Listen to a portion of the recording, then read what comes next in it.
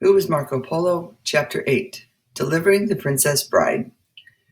Kubla's golden tablets acted almost like a magic charm, protecting the Polos as they traveled homeward. Marco later wrote that throughout the Khan's lands they were supplied with horses and provisions and given 200 horsemen to escort them and ensure their safety from one district to another. The Polos sailed through the China Sea, past Vietnam. Heavy rains called monsoons forced them to land on the island of Sumatra.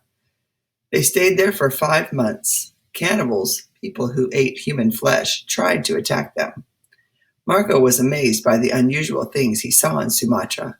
In his journals, he wrote that he tasted a nut he said was the size of a man's head. It was a coconut. He wrote that he saw a unicorn. A unicorn is a mythical animal. It is said to be white with a long white horn sticking off of its forehead. What Marco actually saw was a rhinoceros. He also claimed he saw small, hairy, ape-like people called orang pendeks. Were these creatures real? No one knows for sure. However, even today, some people claim to have found bits of their fur. On the island of Sri Lanka, near the southern tip of India, Marco met a king who owned the biggest ruby in the world. It was as long as the palm of his hand and as big around as his arm. Along the coast of India, they saw divers hunting for pearls. Merchants hired the divers. They also hired magicians to cast a spell on the ocean. The spell supposedly kept the divers from getting eaten by sharks. Their sea voyage took 26 months, more than 2 years. By the time Marco landed in Hormuz, all but 8 of their 600 crewmen were dead.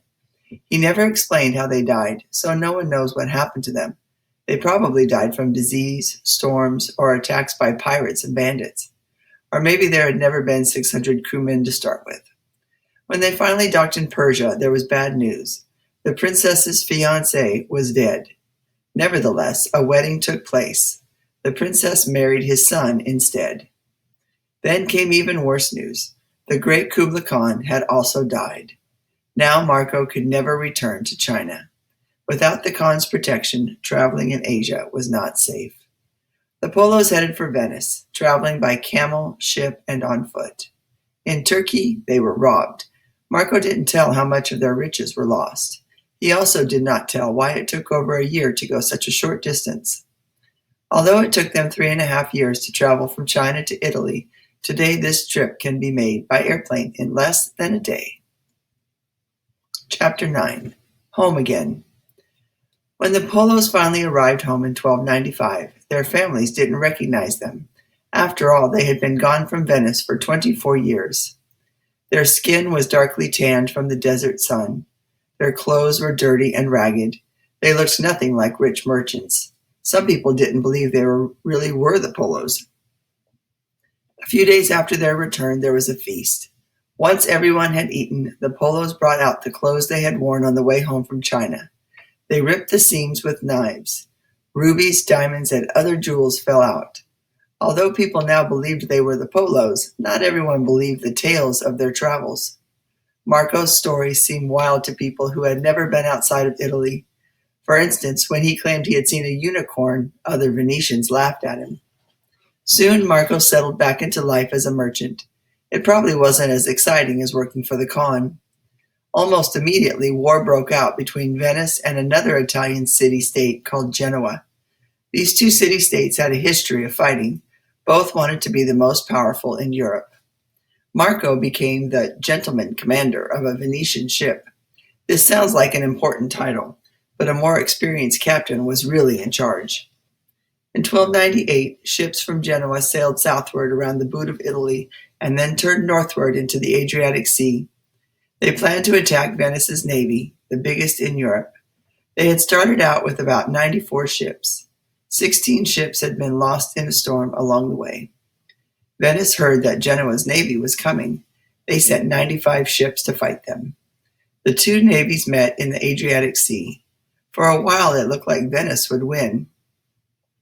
But then all 16 of Genoa's lost ships showed up to join the fight. Venice's ships were defeated in just one day. Genoa's navy captured about 7,000 Venetians, including Marco. Sea battles. In the 13th century, Genoa and Venice both had mighty navies. They traveled the seas in wooden ships called galleys. A galley was narrow, usually about 150 feet long, but only 16 to 25 feet wide. It had a few sails, but it was mostly man-powered. 100 or so oarsmen sat on benches that were set in rows along each side of the galley. 3 men sat on each bench. Each man rowed a different oar that was about 30 feet long. They had to be good at their jobs so their oars didn't bump into each other.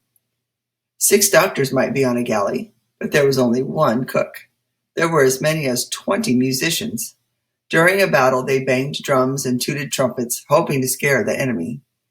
A galley crew wore helmets and armor and fought with spears, swords, and crossbows. They shot arrows lit with fire at an enemy ship's sails. Sometimes they threw a powder called lime at enemy soldiers to burn their eyes and skin. It was more than 100 years after Marco's death that ships first had cannons. And today we'll be comparing the Viking longship to the Italian galley ship. I see quite a few similarities already.